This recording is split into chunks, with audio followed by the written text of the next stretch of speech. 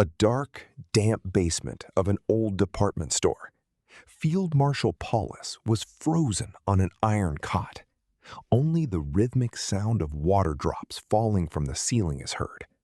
A heavy smell of mold and unwashed bodies hangs in the air. From his breath, thick white steam rises in the frosty dungeon. The footsteps of Soviet soldiers on broken bricks sound louder and more confident. The most powerful army in Europe has now shrunk to the size of this dirty room. How did it turn into a crowd of exhausted people? 91,000 people are slowly surrendering. 91,000!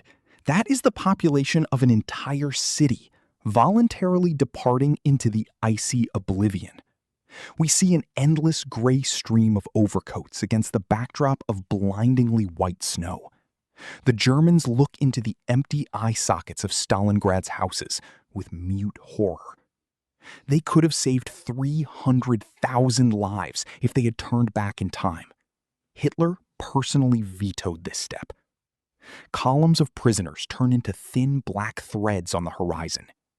The surrender was merely the final act of a grand drama. January 9th. A biting frost stings inflamed eyes. A Soviet officer hands Paulus a crumpled sheet of paper. It is an ultimatum. The dry, sharp sound of tearing paper is heard. Paulus rejects the offer.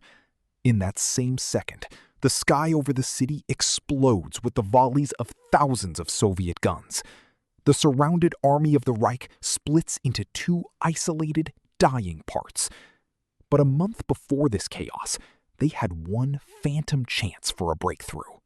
Why did Manstein's steel tanks stall just 50 kilometers from their goal? We see machines stalling helplessly in the frozen wilderness of the steppe. The roar of their powerful engines is hopelessly drowned out by the howl of the December blizzard. Manstein desperately fights to reach them, but Paulus's army does not take a single step to meet him. The ring of encirclement remains as unyielding as granite. The lights of salvation finally flicker out in the darkness of the Russian winter. Help will no longer come. November 20th, 1942. The headquarters of the Sixth Army. Through the crackle of radio static, a distant, shrill voice from Berlin breaks through. Hitler categorically forbids any thought of retreat. The trembling fingers of a German radio operator write down the words that will become a death sentence for hundreds of thousands. The Führer vows to supply the army by air and to break the ring soon. Paulus chooses obedience over the salvation of his soldiers. To make this encirclement possible, it took the Soviet troops only 3 days. The brilliant tactical maps of German headquarters suddenly turn into useless junk.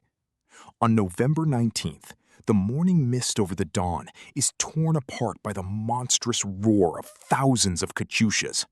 1 million Soviet soldiers launch a crushing counteroffensive. 1 million. It is a living avalanche that cannot be stopped by bayonets and rifles. The blue arrows of the Wehrmacht on the maps are rapidly crossed out by red semicircles. The German front snaps like an overstretched guitar string. But just a week before this strike, the soldiers in the trenches feared nothing but the frost. November 9th. The thermometer needle stops at -18 degrees. Gun grease in the rifle bolts turns into sticky ice.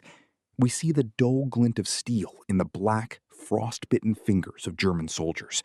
They have no winter uniforms, no felt boots, only the thin cloth of summer overcoats. A metallic crunch is heard when attempting to chamber a round. The offensive on the city finally founders in the snowdrifts. October was the moment of their highest deceptive triumph. October 14th, the moment of peak tension. The Germans concentrated all their divisions on a tiny stretch just 4 kilometers long. 4 kilometers. This is a distance that can be covered at a calm pace in only 40 minutes. 1,000 Luftwaffe aircraft shower the narrow strip of the riverbank with tons of glowing metal. Blinding flashes from explosions merge into a single continuous horizon of flame. But the Russian soldiers continue to breathe at the very edge of the water. Why, with such an advantage, was the German machine still unable to prevail? September. The war descends deep into basements and dark sewer pipes. The traditional front line vanishes forever. The heavy, raspy breath of the enemy can be heard right behind a thin brick wall. The scrape of a knife against metal and the acrid stench of smoke have saturated every stone in the city.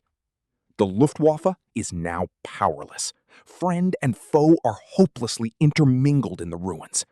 Soldiers engage in hand-to-hand combat in the pitch-black darkness of the basements. The city was transformed into one massive cemetery even before the end of autumn. How much does a destroyed city weigh? In August, German aircraft flew 1,000 sorties, unleashing a rain of fire upon Stalingrad. 80% of all residential buildings were turned into piles of rubble. 80%! It was a city where there was no longer a place to live, yet it was perfect for concealing sniper nests. The orange glow over the Volga did not fade for several days straight. We see giant clouds of gray dust completely blotting out the sun. Hitler saw these smoking ruins as a symbol of his triumph. July 28, 1942. The rapid, dry, and frightening clatter of a typewriter is heard. The heavy words of Order Number 227 fall onto the paper.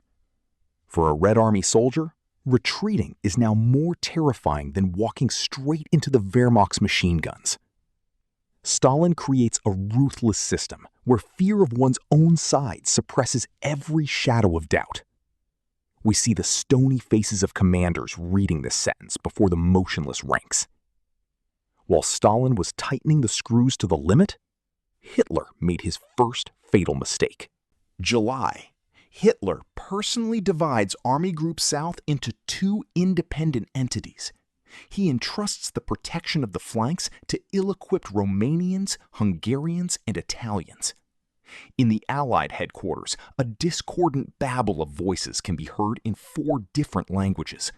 These men do not understand why they are meant to die for someone else's imperial ambitions in the Russian steppes. Hitler arrogantly ignores the protests of his career generals. He overextends the front, leaving nothing but cardboard walls behind the strike units. Why was he in such a desperate rush? April. Hitler leans greedily over a massive map in his headquarters. We see the sharp tip of a pencil drawing arrows far to the south, bypassing Moscow. The Fuhrer can almost smell the pungent scent of fuel, which his tanks catastrophically lack. His targets are Maikop and Grozny. The black, viscous liquid from the depths of the Caucasus was to become the fuel for the Reich's eternal life. To him, Stalingrad is merely a bothersome obstacle on the road to the oil wells of Baku. It was the beginning of the most ambitious and insane plan in the entire history of warfare. 7 months of fierce struggle for a single city end in total collapse. 1 million human lives were burned in this Stalingrad pyre. 1 million! It is as if the entire population of a massive modern metropolis were wiped off the face of the earth in just half a year. Once again, we see the snow-covered skeletons of buildings in the freezing February of '43.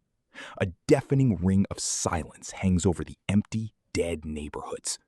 It was right here that the great empire signed its final death warrant. Period.